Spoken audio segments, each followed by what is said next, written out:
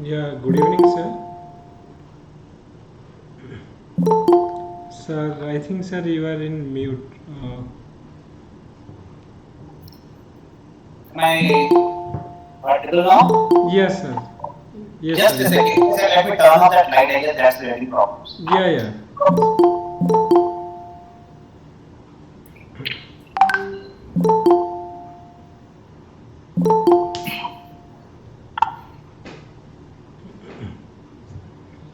Yes, Deepak. You guys Yeah. are visible now? Yeah, sir. Yes. Tell me, Deepak. Oh, Yeah. sorry. So, guys, let me introduce. We have with us Professor Dr. Rahul Shukla, sir, who is already eminent personalities in India related to management. So, sir, already sir have vast experience in the management as well as in the training, communication, critical thinking, everything. So, sir already means all the reputed institution like XLRI, sir has already there. Sir is already working in XLRI as a professor in IIM Kozhikode also. Then Symbiosis Pune also, IIM Ahmedabad also, and also a lot of universities. And also sir is academic distinction and scholarship from University of Pennsylvania. So a lot of I think we are fortunate here to get a few minutes of the times here with the request of all the associate like the aspirant we are going to appear the final interview after 4 5 days. So with the busy schedule, from the busy schedule, I requested sir to take at least 30 like 20 to 30 minutes. So sir have agreed, and to address the students what need to be done in the final interview. So thank you so much, sir, and welcome to Kalinga IAS platform. We are always fortunate to have you. In the last also, sir guide so many to 2019. The whole batch sir also guided in 2020 also sir guided, and many students last year more than 121 students qualified, and this year the number is going to be double. And this year from our institution more than 340 students qualified for the interview by clearing the prelim and mains. So now it is the final the final steps need to be clear. So thank you so much, sir, and we can, sir, start the session with your few like what we need to done in the final interview stage, sir. With your guidance, definitely people will get lot of experience in this. Thank you, Deepak, for such a generous introduction. I'm sure everybody knows that Deepak was my student over here. He also studied at XLRI, and I taught him also one of my electives. Right, Deepak, if I'm not wrong. Yes, sir. Yes, sir. Yes, sir. And also in the interview, sir, guidance, we always take a lot of class from you, and because of that only all the like 100% people got the placement, and also all are in the reputed position also, sir. Yeah. Thank you, Deepak. So we had a good interaction with each other, and I guess this is the third time Deepak has invited me for giving you all tips on how to handle interviews. Right. So I know that it's always a fear when you have to appear for interviews, but I would suggest you that there are ways to handle interviews, and there is a purpose when interviews are conducted. It's not that they are conducted for fun, right? So there are certain competencies which are evaluated. There are certain skills which are judged. Now you need to be aware what kind of interview you are going through, and what is the questions are asked. What are the areas the interviewer is trying to target to understand who you are, right? So I'm sure that because you all are for administrative services, right, Deepak? Yes, sir. Everybody's Yes, a sir. Yes, sir. right. So you have to understand, like, if tomorrow you have to become like an officer, for instance, right? For any position, doesn't matter what it is, right? What are the expectations of the government from us? What do they expect from us, right? So first you have to sit back and reflect. What are the expectations of government? What do they expect from us when we have to become officers tomorrow? Right? Like for instance, if you have to jot down, there are a few competencies that will actually emerge when you do this analysis. Like first is that we all should be good at problem solving skills or decision making skills. Very important. Doesn't matter where you are, be it a village, town, city, semi-urban area, urban area. If you are an officer, you have to solve problems. But solving problem is only one part of it, right? Solving problem with given limited resources, right? If you give me all the resources, like America, I can solve any problem, right? Because I have money, I have wealth, I have power, I have muscle, I can do anything. But if I have to solve a problem, for instance, in a country like Africa, where people are struggling, right? People are not ready to cooperate because they don't have money, they don't have food, right? Many parts of Africa are still struggling. So in those countries, if I have been given an opportunity to work, how will I actually solve problems? Are you comfortable in solving problems in any scenario? So first is to solve problems or to arrive at the informed decisions. Second is, can I solve problems with limited resources? Do I have that skill? Right? Number 3, can I look at problems from multiple perspectives? Now, normally, as our friend was telling, Deepak was telling that I teach critical thinking, which is very important for anybody. This is something which we all need to develop. And especially when you are holding very important leadership positions, you need to develop critical thinking skills. What is it? I'm sure you all are into critical thinking, but you have never studied it as a subject. But whatever you are doing in your questions, when you're writing your analysis, it is all critical thinking, right? So what normally happens is, when I'm facing a problem, this is our general behavior. When I'm facing a problem, my objective is to look at a problem from my perspective. For instance, I am a district magistrate or district collector of a particular area. If I'm solving a problem for poor people in that area, I will think like a district collector, because what I will think, these are the resources, this is the power which government has given to me, this is how I can implement the solutions for my people. But if we can also think like people for whom we are helping or for whom we are working, right? Like person who wants money, person who wants food, person who wants medicine, person who wants healthcare. If I can think like them, my solution will be robust. And if not robust, even if I'm not a part of a solution, at least I will be able to implement my solution, because if I'm not thinking like them, I'm thinking like myself. I have been brought up in a different culture. I have been brought up with a different background. I have been brought up, for instance, in a very different kind of a setting.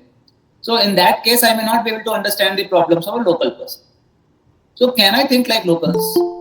Can I think like people who go and provide these services? So if I think like locals, I get to know what are their actual needs. I am giving them a particular medicine, they don't need that at all. They need something else. So if I think like locals, I can understand their perspective. At the same time, those who are delivering these services from our end to these people, can I think like them also?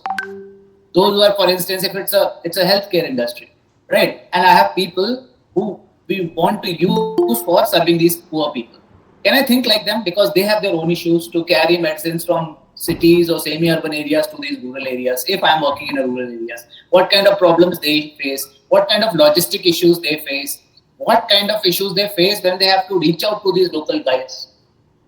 So can I develop that sensitivity, or can I develop that understanding of a problem where I'm trying to understand problems from multiple perspectives?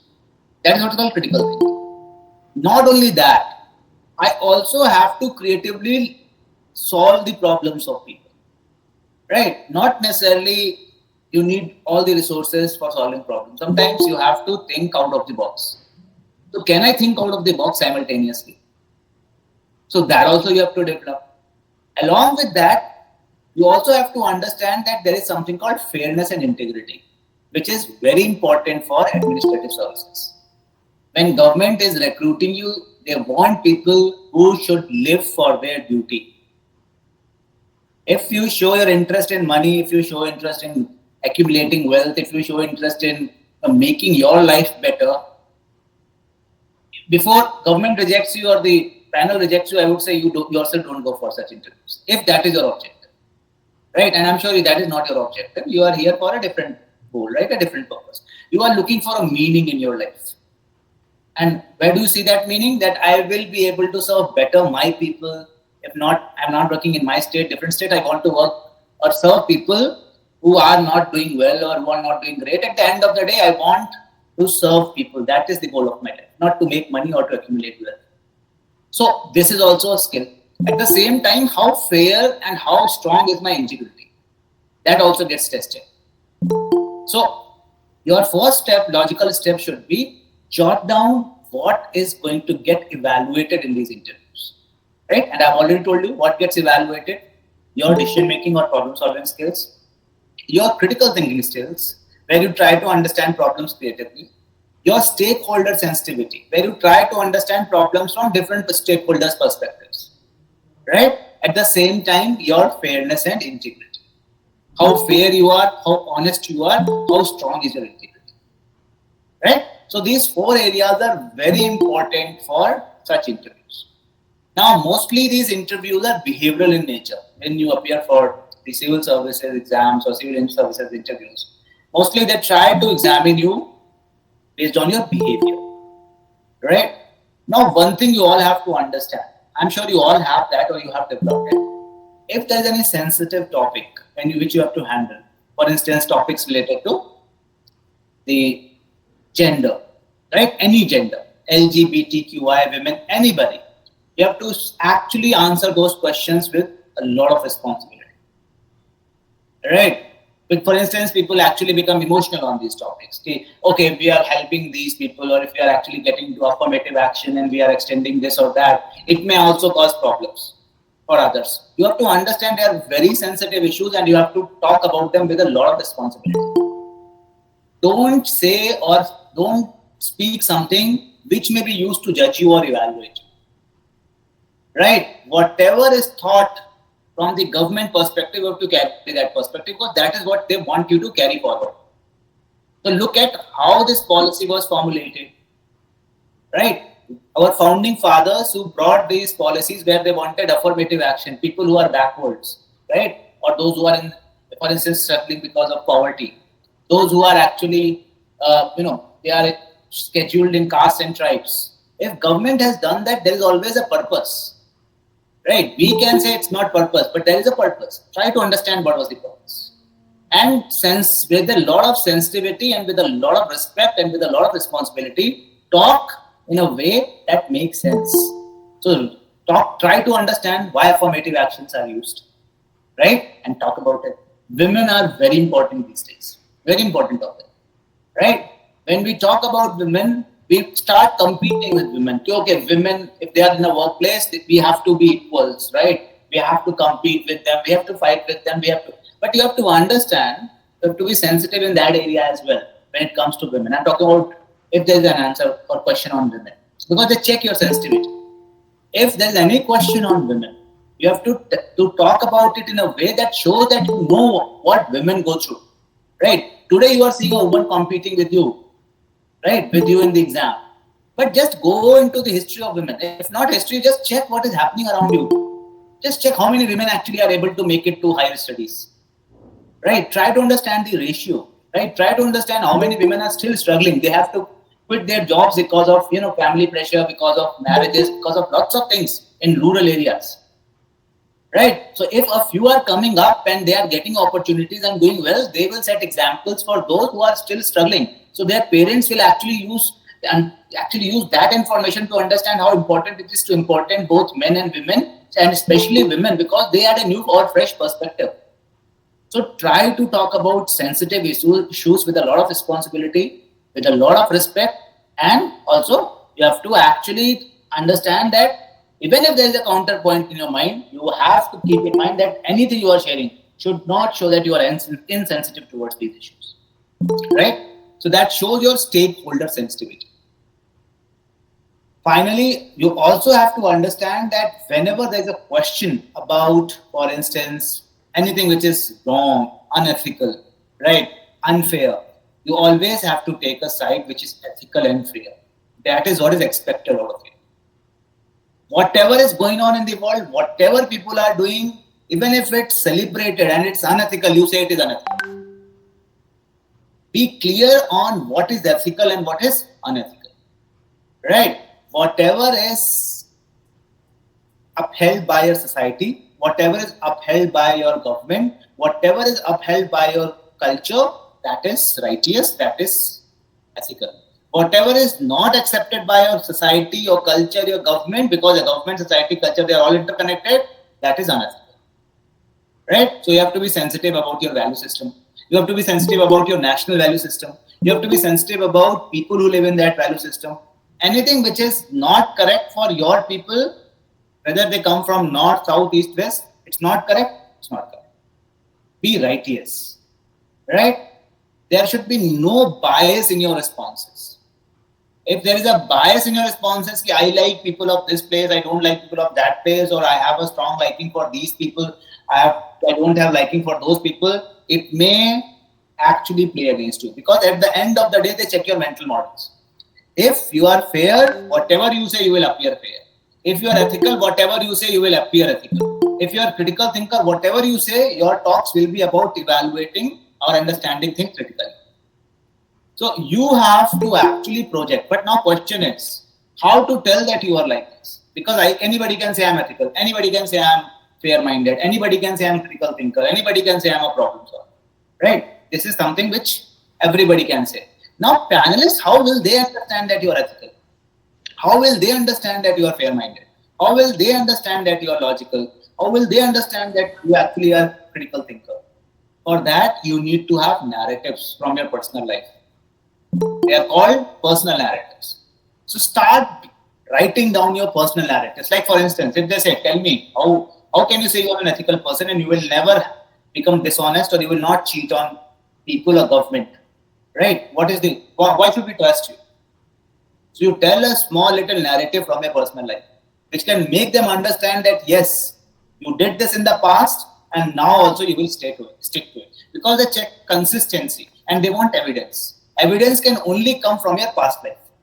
So for that, you need to have narratives. So in interviewing, we call them personal narratives. So develop personal narratives on decision making, on critical thinking, on stakeholder sensitivity, on fairness and integrity. If you have a clarity on what is, for instance, critical thinking is thinking out of the box. In your life, did you ever try to do something which was out of the box? Like for instance, you say, yes, I was always a creative thinker in my life. How come? When everybody in my family was going for engineering, I decided to do BA. Everybody was laughing at me at that point of time, saying, "Arey, come on, everybody is doing engineering, you will not get a job." I went for BA because I had on the back of my mind that with BA, I will actually develop a different understanding which would help me in becoming a civil servant, which would ultimately culminate into helping people. That was my clear goal. So I actually went ahead. People were questioning me after my graduation. People were laughing at me, thinking that I have actually ruined my career. But I was sure, and because of that surety or clarity, I'm sitting in front of you. Right? So you took a path which nobody took, and you made a difference. Right? This is what is called out of the box thinking. They would always question you, how could you think at that point of time that doing BA will help you? Because you're too young after your plus 2, right, to do BA. I'm just giving you an example. Then you will have to give a logic behind it. Why did you choose BA? So you have to tell somebody who you know in your life, this person was actually a civil servant. I went through his or her biography at that point of time and I got to know that the person was BA. So I realized that actually I will follow that path. That person inspired me. So I got into BA, but when I started BA, I was not very sure because BA was very different from what I studied in plus 2. So I started struggling, but I continued my efforts. And during the process of doing my BA and meeting new people and talking to people about civil services, I could manage to understand how to go about it. But it was not a cakewalk. Always there were problems. So after my graduation, I was struggling to find out a good place to go, where to study, how to study, because it's like a sea, right? Lots of information to go through. So I was struggling. I was actually struggling.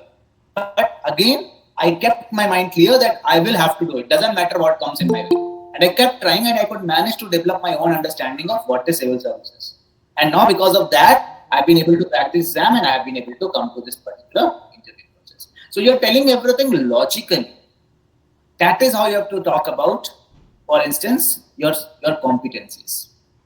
Right? Same you can apply to critical thinking. But again, I would say that when it is critical thinking, decision making, stakeholder sensitivity, fairness and integrity. You have to understand that you need to actually first develop narratives. And number two, you have to tell it in a way that they should not appear artificial. They should therefore be from your personal life.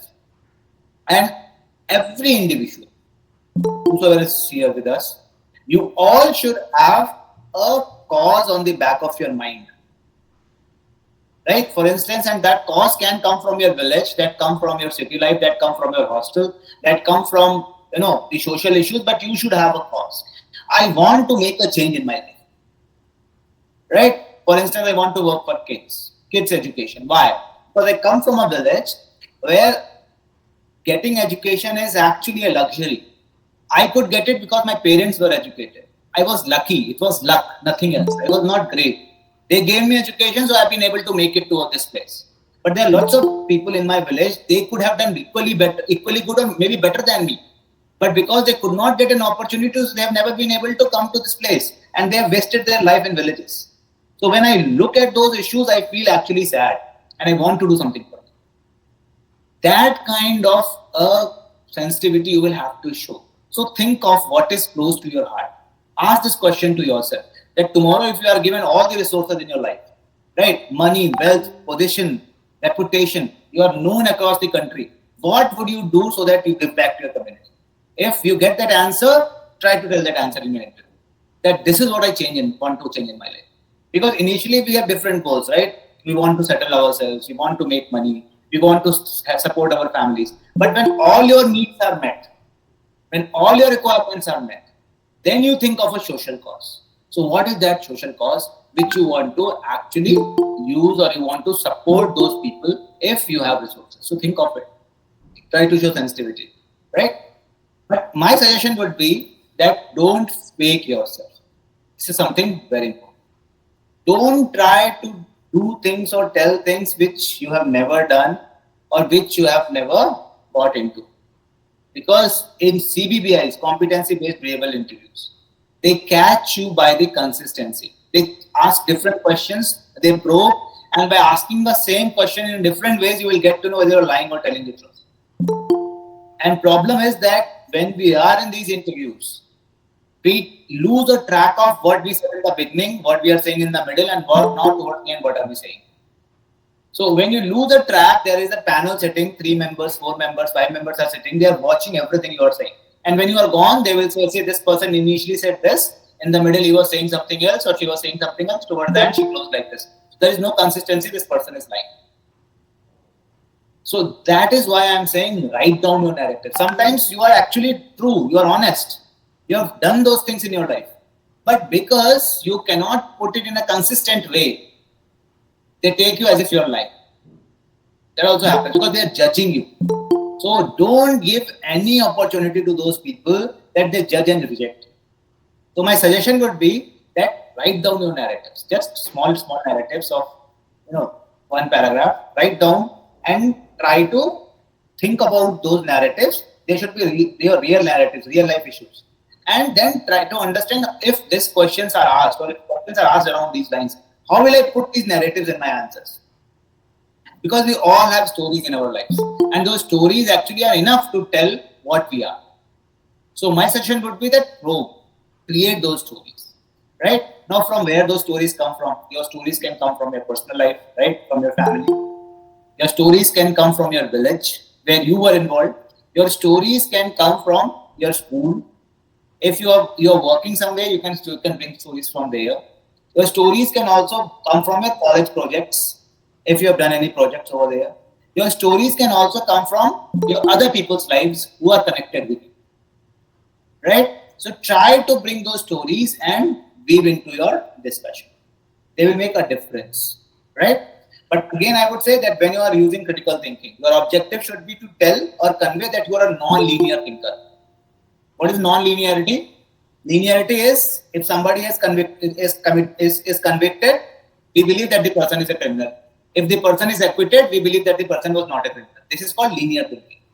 Non-linear thinking is even if the person is not convicted, we know that the person is a criminal, but there was a lack of evidence.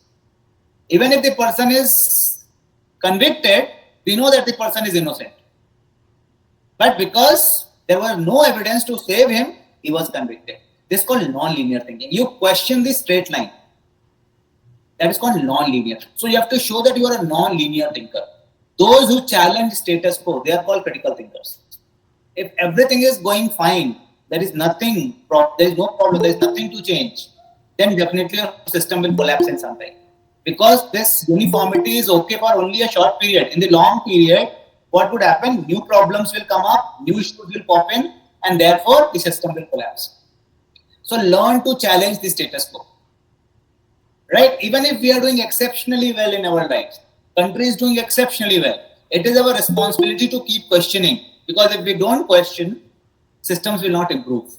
Even if they are perfect, we need to question. Because today they are perfect. Tomorrow when we will go into the future, new problems will happen. And if we are not questioning right now, those new problems will actually sabotage the system. So try to convey in your answers that you love to question, but you love to ask right questions. But also have a clarity that you don't question somebody's personal beliefs. Personal beliefs like religion, politics, right? Somebody's own likings, you don't question them. Because I can like blue color, I cannot force you to like blue color. You can like any color, that's a personal choice. I like this person, that's my personal choice. You like that person, that's your personal choice. There I cannot ask questions. Why you like this color or like that person, or why you like this school or why you like that. I cannot ask those questions. But I can definitely ask this question that when you are selecting me over other, tell me how. Give me a rationalized plan. That is what is called critical thinking. So learn to ask right questions on right occasions. Not that you question everything. That is the objective of critical thinking. So any reasonable skepticism is important in critical thinking. You just tell them that you're non-linear, you love to question, but not everything. And you love to question because you want things to improve, not that you want these systems to collapse. That is your object, right? When it comes to problem-solving skills, when they ask you, have you ever solved any problem in your life? If this happened in your life, tell me what did you do? Their objective is to understand how structured you are in problem solving. You cannot say my heart said that you do this and I did this and I was successful. If you are like that, my heart said that you apply for civil services and you will become a civil servant, you are actually not a right person. Because first, heart never says anything. It's always your brain which says something, right? So what you have to understand is that whenever they are asking these questions from you, they are trying to understand how structured you are in a problem-solving scenarios, right? So what do you do normally when you have to solve problems? You first try to understand the problems. So whenever somebody says this is a problem, so you try to understand the core. Where does the problem lie? For that, you do root cause analysis. You keep asking questions like why, because you want to understand the reasons of the problem. And that is how you go to the root cause. And when you do the root cause, you can solve the problem.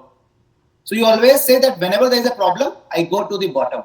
I try to understand why is it happening, right? I don't try to understand what is the outcome.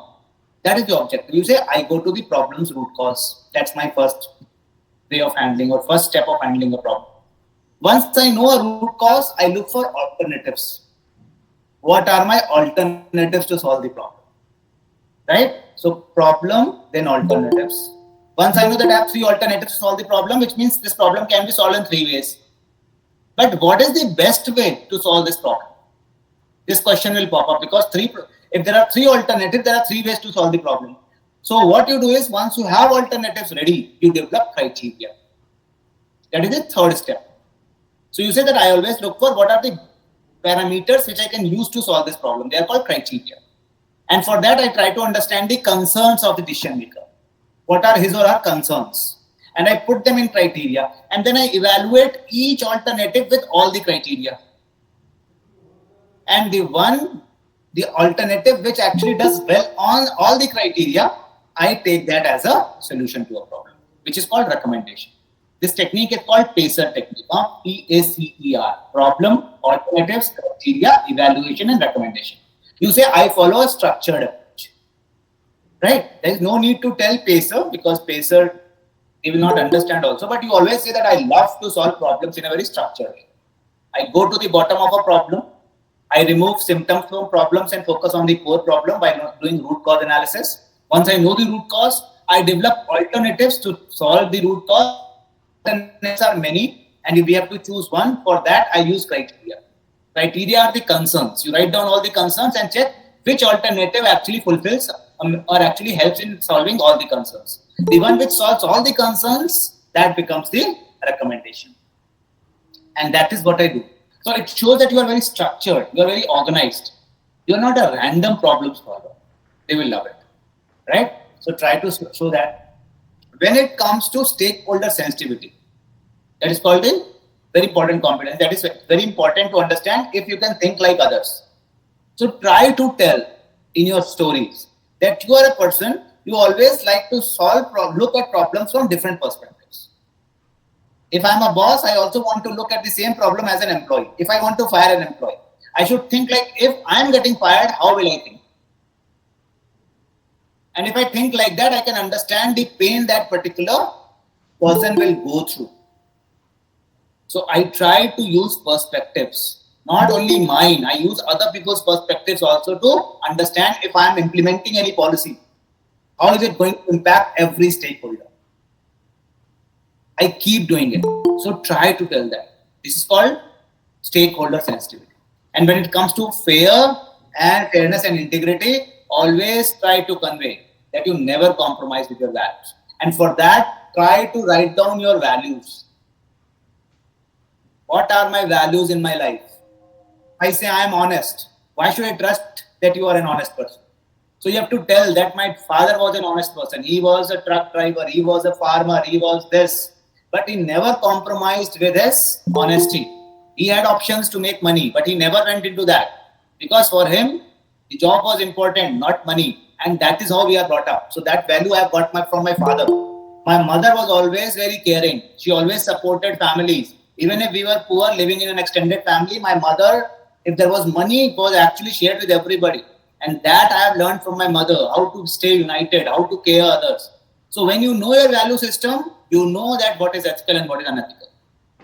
And then you talk about your national values, right? We have national values. Our founding fathers have given us. Gandhiji is a perfect example of values, right? So talk about those values. You say, I believe in truth and honesty. I believe in ahimsa because I am fond of Gandhiji. He's our father of nation. So talk about ideals in your life. Who's the person you idolize? You try to talk about them. You try to talk about the values you have taken from them. Talk about teachers who have given you values. Talk about friends who have given you values. Talk about parents who have given you values. And then say, this is my value system. Because many of you, if I ask you here also, what are your values? You will struggle. You will say some random thing. You will say just normal value which you would have heard of. I am a kind person. But how have you become kind? So to become kind, there should be something in your life, right? Maybe your father, mother, sister, or your teachers, or your professors, or anybody in your life would have actually given you that right. Because values are taken from outside. They are not something which you have from your birth. So you develop values because others give you those values. So do you know the sources of those values? So write down the sources and you talk about those values. So for that, bring stories. They will help you in telling that you are actually a person of integrity. You are a person of honesty. But again, I would repeat, don't lie. Whatever you have gone through in your life, tell those stories. They will make a better difference. Right? So stick to these 4 competencies. Try to understand them better. Try to create your narratives around them. Try to talk about your competencies in the form of narratives. And try to be consistent. It should not appear that you are saying something else here and saying something else on the other side. You should actually be consistent in what you are saying. I'm sure if you do that, you will make a huge difference. Right? So now I'm open to questions. I guess I've been able to make the problem statement. If you have any questions, I would be happy to answer your questions. Deepak, do you want me to talk about these more, or you want me to take? Sir, already you have talked all the necessary things for interview, and whatever you tell exactly, actually that is expecting in the panel. Always they are giving. We have seen in the last year also so many people got interviewed by the panel. They are giving a situation. Always in that situation, suppose any corruption situation, what you will do in that situation? Suppose any you are doing some illegal things, or you are misusing your powers, So what you will do? So situation based question they are giving, and they are expecting, they are checking your value or your morality. And sir already told that whatever may be the situation, we always follow the right path. So Correct. whatever may be the consequence, so that is actually expecting from you, because you are going to be a leadership position. You will be definitely lead the society, and your values moral should be clear, and you should be always in the right path. So sir already clear, and always thinking out of box. So suppose one situation is given, like they have asked this question last year. Suppose you are going in the going to appear the interview, you find someone is lying in the road due to accident, and you are going to the interview after 1 year. Your interview is there, and this person is made an accident and lying. So what you will do in that situation? So like that situation based question they are asking. And also sir, I remember that when we are also get trained by sir, always sir told you tell the real life story. So why the civil service, this is the one question, very difficult question. So how to handle this question? You tell some real story, why, what, uh, from where you get the inspiration, or from where you get inspired to come to this civil service line. So you might have tell that in my village this problem, I have already gone to this problem. So for that only I have inspired, and I want to join this service. So always sir already told that these are the narratives you have to write. And if you Okay. telling something sweep statement, Deepak, that will be oh yes sir. sorry to just interrupt here. I will tell you something very interesting. Huh? Yes. Like for instance, you have asked me this question. Like if this question is asked, like you are going for an interview, and on the way somebody is suffering, right? Somebody has met with an accident. What would you do, right? Now they have, this is called moral dilemma, right? Now, if you are smart, you will say, if I'm asked this question, I will say I will help that particular person who is dying on the road. I would prefer to take that person to a hospital over going for an interview. Then they would ask you why, because you are prepared for this interview, you want to have a position. You say no. What is my larger goal? I want to help or serve people, right? That is my larger goal. That's my value, which I am going to pursue. Problem is that if I am not serving people here itself, why will I go and join a service when this person needs me right here, which is actually compromising my value to serve people. So definitely, I will actually take that person to hospital over going to the interview, and that's what I want, right? So I guess because ultimately, what is my goal? My larger goal is that I want to serve. So in these moral dilemma scenarios, whenever there is a moral dilemma, look for what value do you actually prioritize. That's why it is very important to understand what is your value. If your value is to serve, it doesn't matter whether you get a job or not. You want to serve, and they will always ask you. You are saying that you want to serve, right? Tomorrow, when you are out of job, or if we don't give you a job, or if you are not selected, how will you serve people? Then you can always say that joining services is not the only way to serve people. Right? I can get into an NGO. I will start doing something for my people in my village as a social worker. But I will serve. But currently, this can be a way, so I'm trying for it. So you have to be very clear on what are your values. Yes. Right? Carry on, Deepak. Sorry, I Yes, sir. just. Sir, that is what we have remembered, that by civil service. So you have to tell a story. If you really face any struggle, so many people like housewife, they already face lot of challenges in the family. They already highly educated. They did not get the opportunity in the life to prove themselves. So they just want to prove themselves. They just want came out of the situation, and they think that I don't want to be a housewife in my life. I just prove that I can do something in my life. So whatever challenges you face in your life, real life story, you can narrate one of the real life story. Why? So that should be. It is a personal interview. Definitely, you have clear. You have the knowledge. That's what you are going for the interview. Now it is the personality test.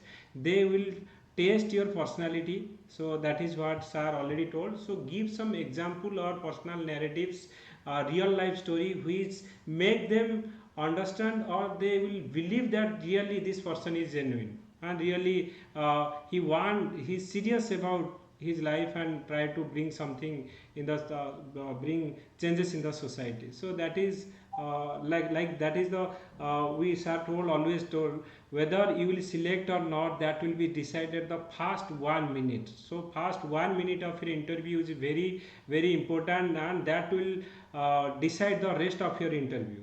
So from starting from a entry to the panel, and how you are sitting, how you are greeting, so everything will be decided within the first, the way you are speaking, that will be decided within the 30 seconds. So 30 seconds of your first interview, that will decided the rest of your interview process. So definitely that thing need to be the first 1 minute need to be you should give the clarity about your thoughts and your personality, everything.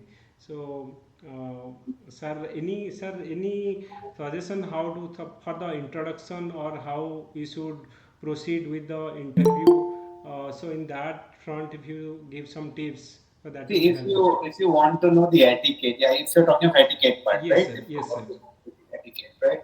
That's very correct. The way you try to present yourself puts the first impression, right? So whenever these are the basic etiquette. Once, for instance, you enter the room, they will ask you. Some person will take you to that room where panelists normally sit, right? Yes. So what is our tendency when we go and sit? So when we are called inside, we go and directly sit on the chair. That is not a right approach.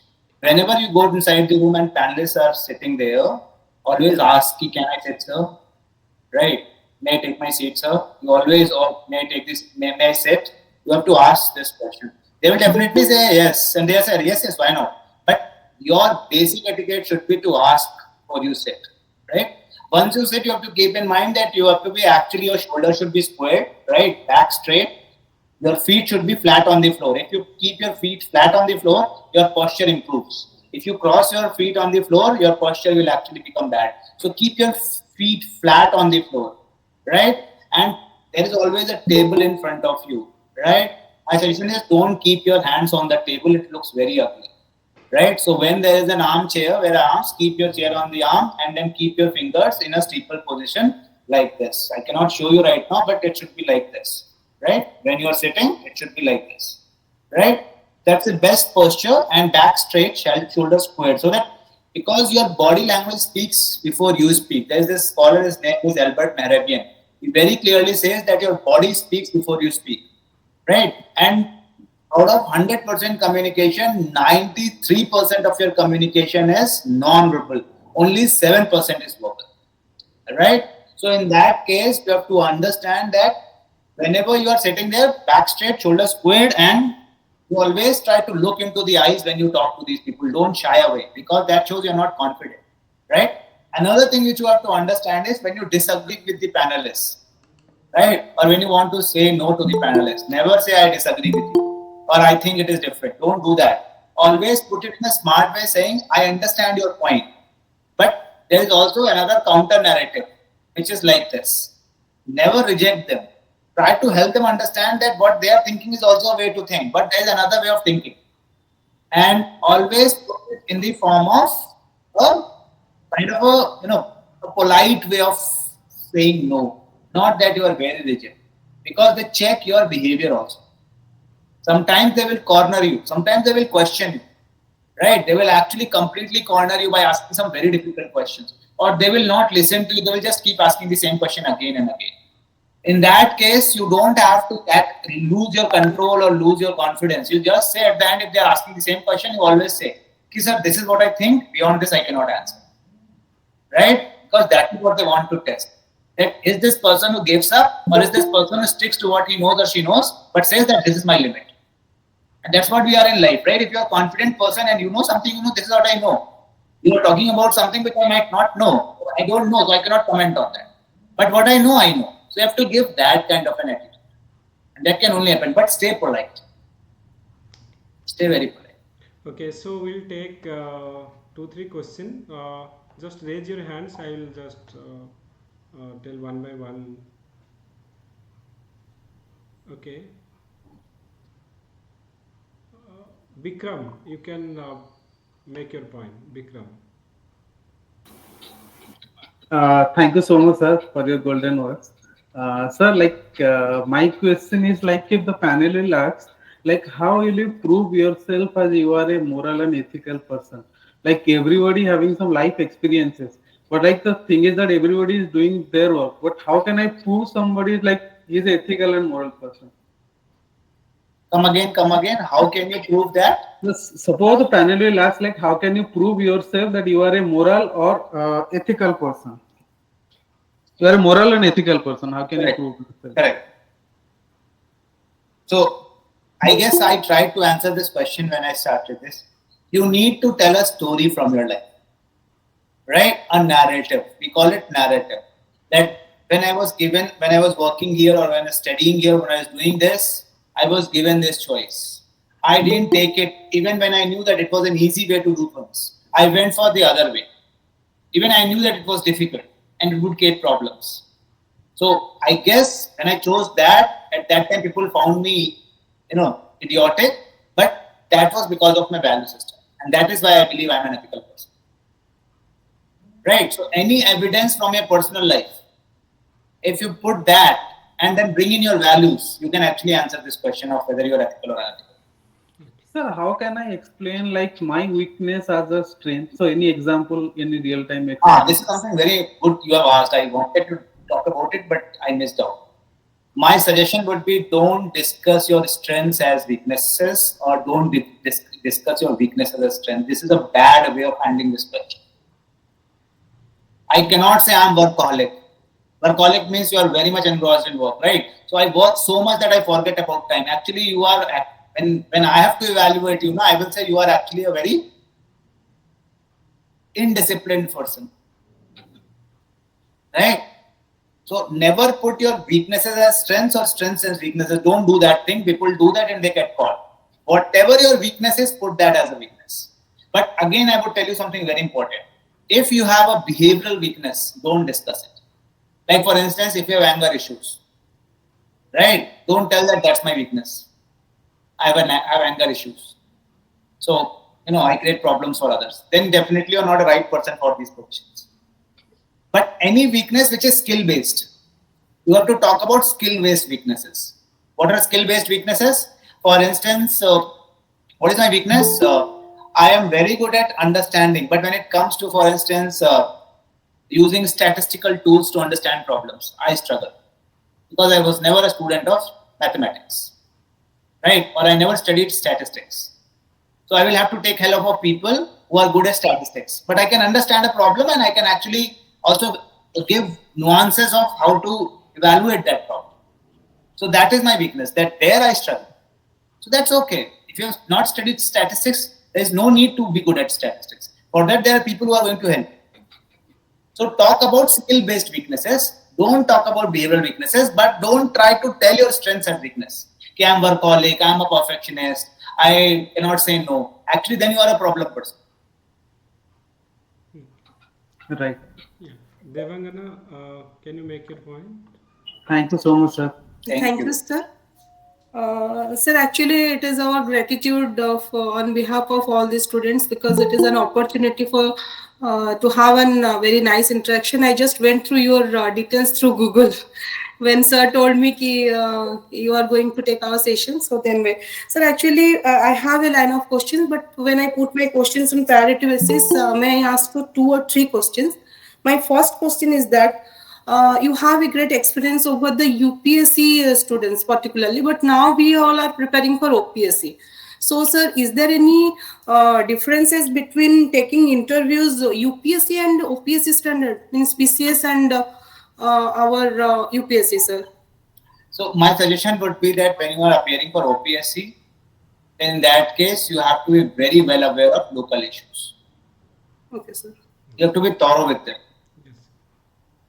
Right? Anything, any problem your state is facing, any issue your state is facing, any minor issues, future plans, where do you stand as an industry, what is the GDP, how you can contribute, what you can make as a difference, what are the general issues. If you can talk about them, you are actually a perfect candidate for it. Yes. Okay, sir. Then, sir, what is the standard of questions, sir? Is there they will be put the same questions like ethics and morality, whatever you have already narrated? Are there? Is there any chances to ask these questions in PCS also, sir? Yes, questions remain the same. Yes. Process is the same. Sir, There is no difference in the process. Only the context changes. So, so if I'm asking about problem solving, maybe in UPSC I will try to use national issues, or I will also get into international issues. But when it is actually about the provincial services examinations, in that case I will only talk about local issues, and I will try to look for the same framework. and sir, my next question is that you have already mentioned that we have to be very straightforward regarding what we want to do, just like the example whatever Deepak sir has given regarding interview is first, or giving services to the accident victim. But your answer is something different what we have already told.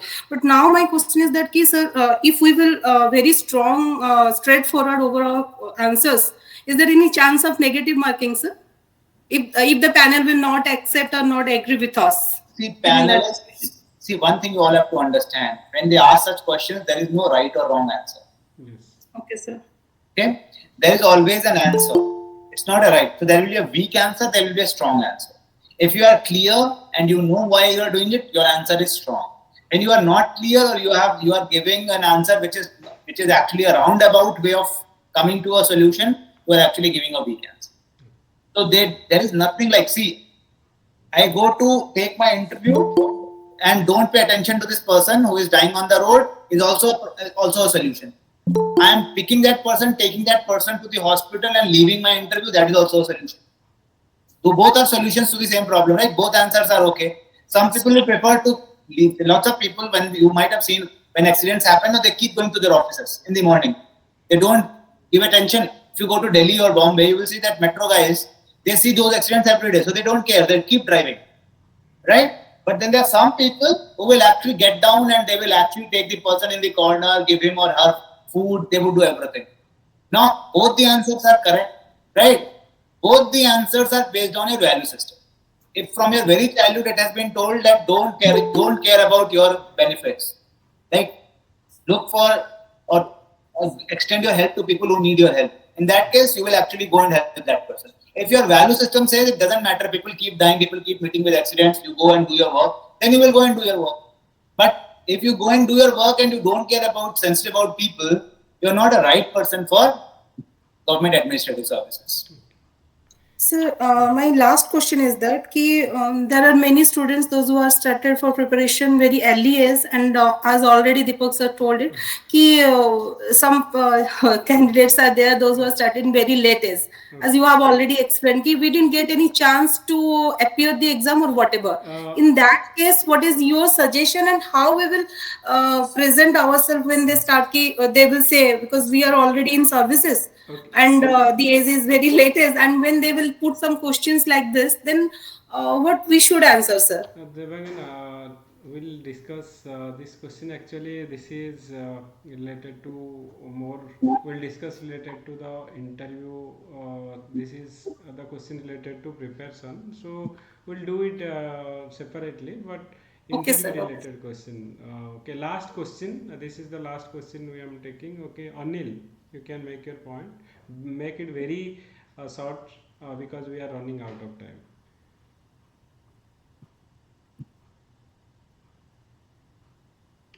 Okay. Yeah, Anil, you can.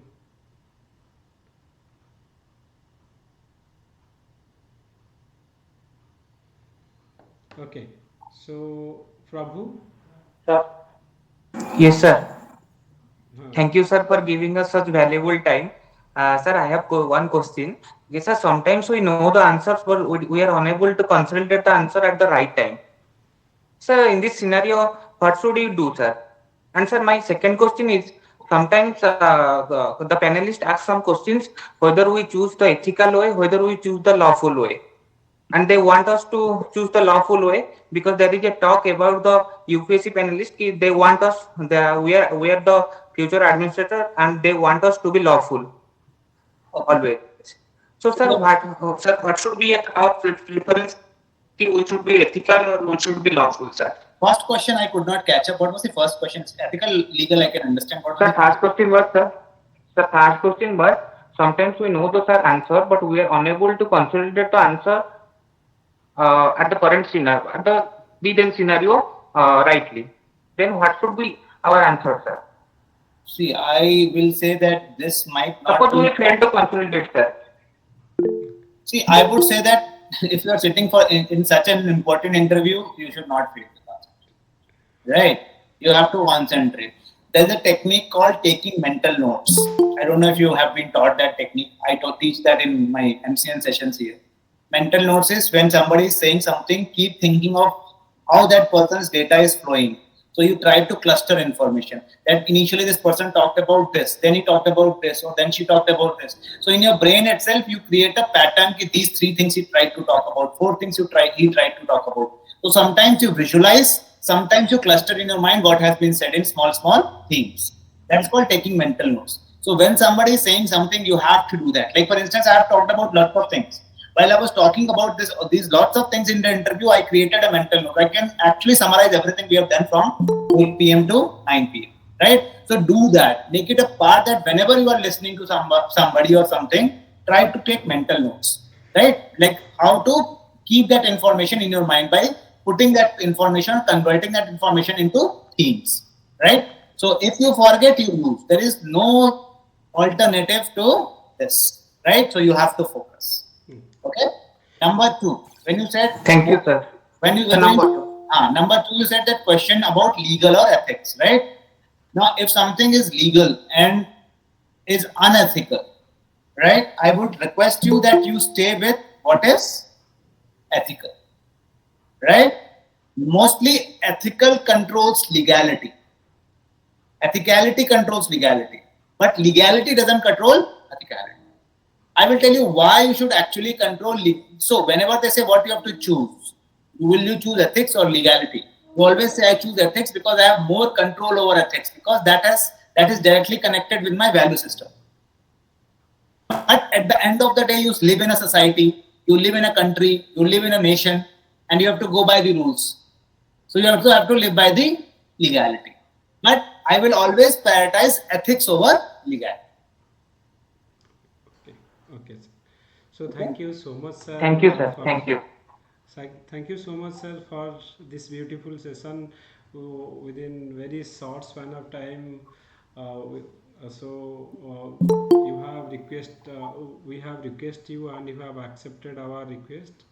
No problem. So within, I think, 30 minutes, sir is ready for this interview, for this session, and apart from his busy schedule, sir is agreed. So because we are very close to the interview, and I think this session we will learn lot of things from this session about the critical thinking, problem solving, and how to face interview, and the like what are the things do and don't need to be followed during the interview process.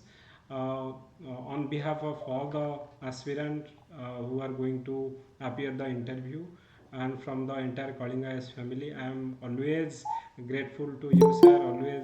Anytime. Always blessing us in the critical moment. Thank you so much, sir, for coming to the platform and addressing the whole students. Uh, yeah, so thank you so much, sir. Thank you, Deepak. We'll talk again. Huh? Take care. Yeah, sir. Thank you And so all much, the sir. participants, all the best. Do well. Yes, sir. Thank you so much, sir. And thank you everyone who have attended the session. And Thank you. yeah, all the best to the interview. Good night. Yeah. Good night, all. Yeah. Bye. Thank you so much, sir.